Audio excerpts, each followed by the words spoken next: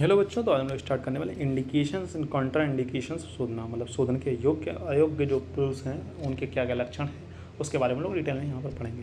तो शोधन के योग्य रोगी कौन से इंडिकेशन ऑफ शोधना किनमें हैं? जब दोष अधिक मात्रा में शरीर में संचित हो जाएं, बहुदोष अवस्था, तब शोधन अत्यंत हितकारी होता है।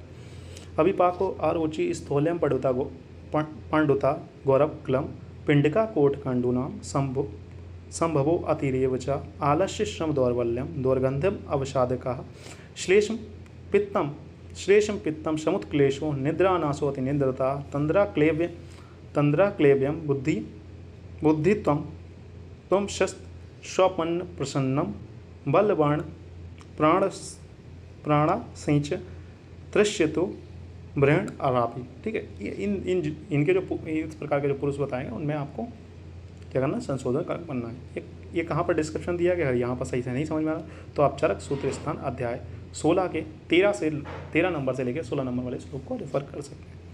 अभिपाक, जिनका सही से अन्न पचा ना हो, जिन्हें अरुचि मतलब खाने के लिए रुचि ना हो, और स्थौल्य मतलब बहुत ज़्यादा मोटे हों, पांडु यानी कि अनीमिया से पीड़ित हों, गौरव मतलब शरीर में भारीपन हो, क्लम बिना काम करे थकान हो, पिंडिका प्रमेय पिंडिकाएँ उत्पन्न हो गई हों, कोट हो गया हो, कुष्ठ रोग हो गया हो मतलब कांडू खुजली हो रही हो, आरती मतलब शरीर में बहुत थकान महसूस हो रही हो, आलस्य जो बहुत ज़्यादा आलसी हों, श्रम से पीड़ित हों, दुर्बलता हो, जिनके शरीर से दुर्गंध आती हो, जिन्हें डिप्रेशन हो, जिन्हें अनिद्रा जिन्हें नींद ना आती हो, या फिर जिन्हें बहुत ज़्यादा नींद आती हो, तंद्र यानी कि नींद से पहले की स्थिति मतलब हमेशा सोने का मन करता हो, क्लब इम्पोर्टेंसी वाली कंडीशन में, आबुद्धि का मतलब होता है मतलब जिनकी बुद्धि ठीक ठाक नहीं हो, दुष्ट स्वप्न यानी कि जिन्हें गंदे सपने आते हैं, या दुष्ट स्वप्न मतलब ऐसा लगता है कोई निशाचर आके उन्हें उठा के ले जा रहा है, कोई सपने में भूत प्रेत आ रहा है। ठीक है, उस प्रकार से चल वर्णनाश मतलब उनके जो शब्द हैं जो सही तरीके से नहीं निकल रहे हैं।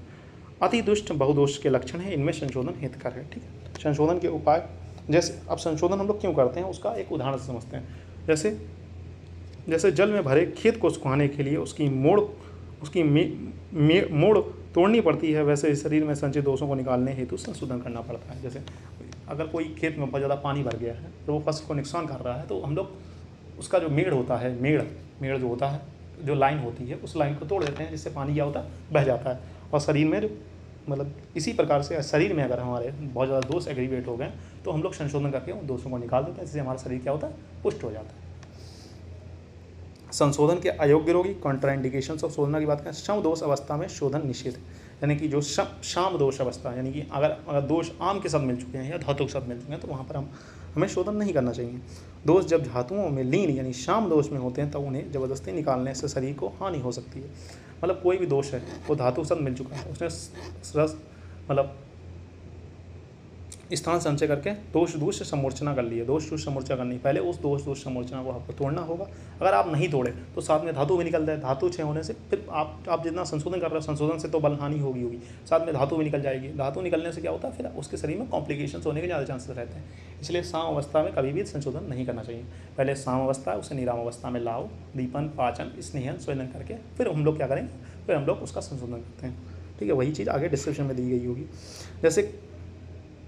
जैसे कच्चे फल से उसका रस नहीं निकलता, वैसे ही शाम दोष आसानी से नहीं निकलते। जबरन यानी जबरदस्ती निकालने पर धातु नाश होता है, दोष नहीं निकलते। मतलब धातु नाश होगा, दोष नहीं निकलेंगे, दोष पूरी तरीके से निकलेंगे नहीं, क्योंकि वो पूरा धातु में जा चुके हैं। अब आपको क्या काम करना है, आपको उनको अलग करना है, तो दोष समोचना को अलग करना है, उसके बाद उन्हें दोष को निकालना है जो ज़्यादा बड़े हुए हैं।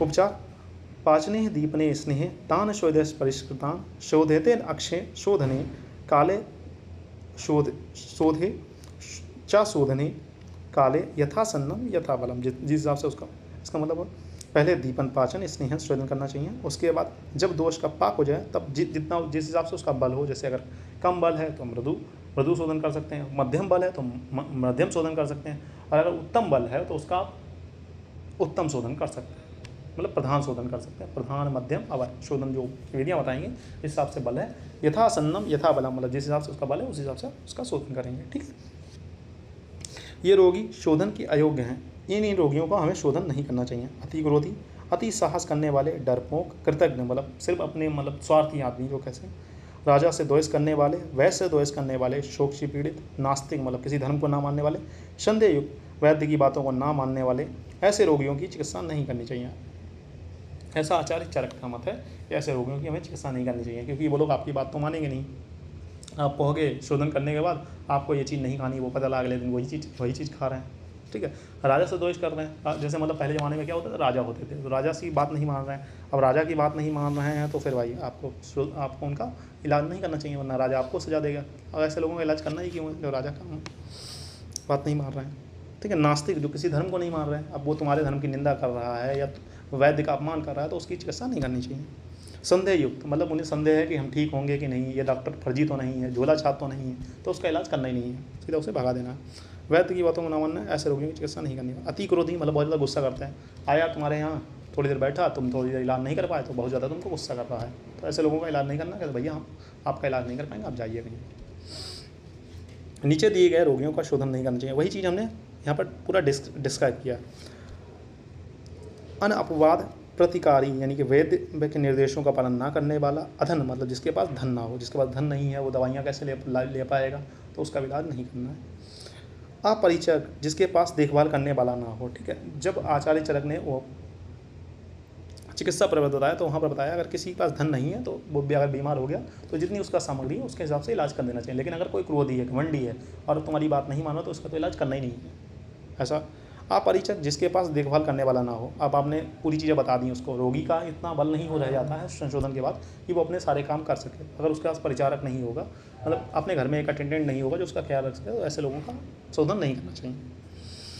वैद्यमानी, स्वयं को वैद्य मानने वाला अहंकारी रोगी, मतलब जो डॉक्टर नहीं है फिर भी अपने आप को डॉक्टर मान रहा है, तो ऐसे लोगों का इलाज नहीं करना। चंड, क्रोधी अस्थिर मन वाला, मतलब बहुत ज़्यादा गुस्सा करता है दूसरों पर, तुम पर भी गुस्सा कर रहा है और लोगों पर। आशुयज्ञ, वैद्य की चिकित्सा से द्वेष रखने वाला।